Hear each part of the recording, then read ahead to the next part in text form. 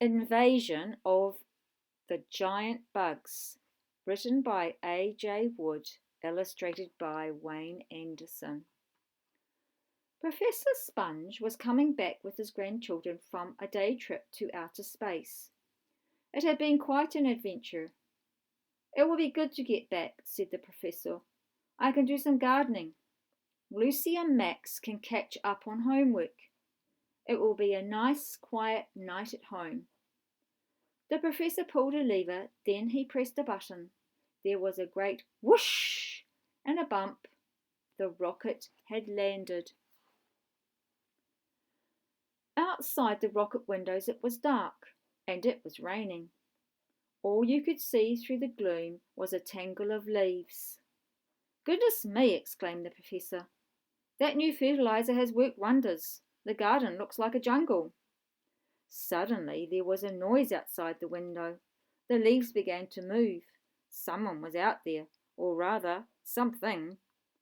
"Yikes!" shouted Lucy. "Wow!" shrieked Max. "Woof!" barked Soap. "Good heavens!" said the professor. "Arachnida gigantus." What?" said Max. "Giant bugs!" screamed Lucy. The professor turned on the revolving light on the roof of the rocket. "That bug was gigantic!" shouted Max. "That bug was beastly!" cried Lucy. "That bug is gone," said the professor. His flashing light had sent the bug scuttling back into the undergrowth. "So what do we do now?" asked Max, who was beginning to think that an evening of homework had its attractions. "We must investigate," said the professor, cautiously opening the rocket door. "Now stay close behind me. And remember, bugs are nothing to be scared of, even giant ones. Look out! They're after us!"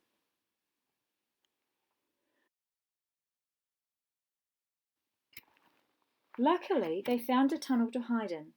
"Wow," said Max. "The Earth has been invaded by giant insects. We're probably the only humans left alive." "Now don't get carried away," warned the professor. He studied his maps and did some calculations.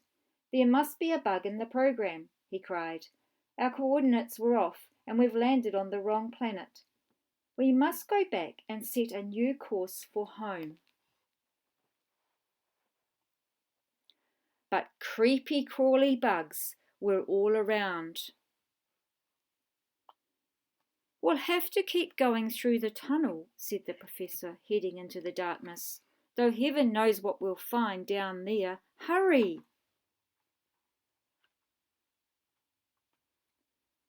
They raced through the tunnel.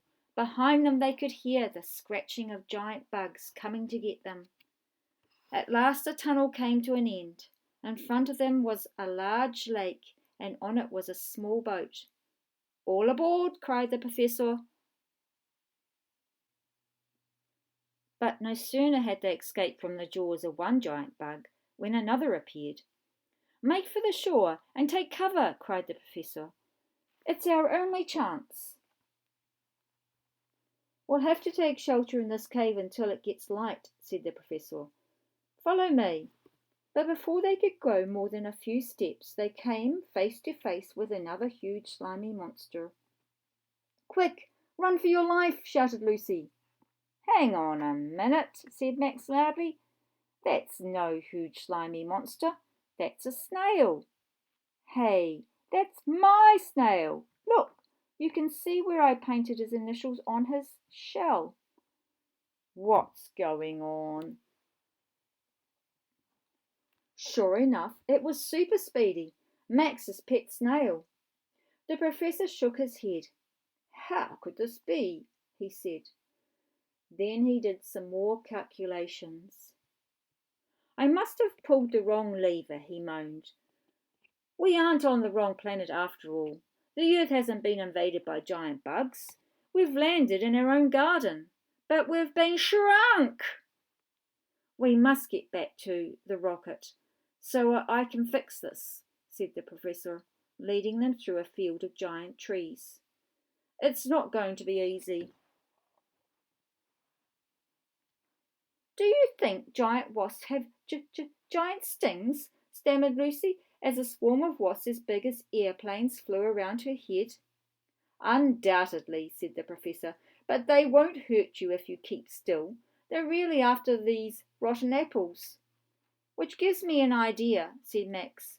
If we set these hollow apples rolling and then jump inside, we'll be back at the rocket in no time. And that's just what they did. In no time at all, they were back inside the rocket. That was a close call, said Lucy as she watched the Professor pushing buttons and pulling levers. There was a great whoosh and a clankety-clank. It felt as if the rocket was spinning around and around, faster and faster.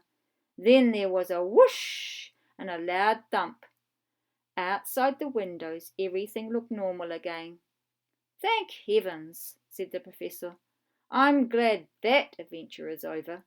So are we, said Max. A quiet night at home will be nice.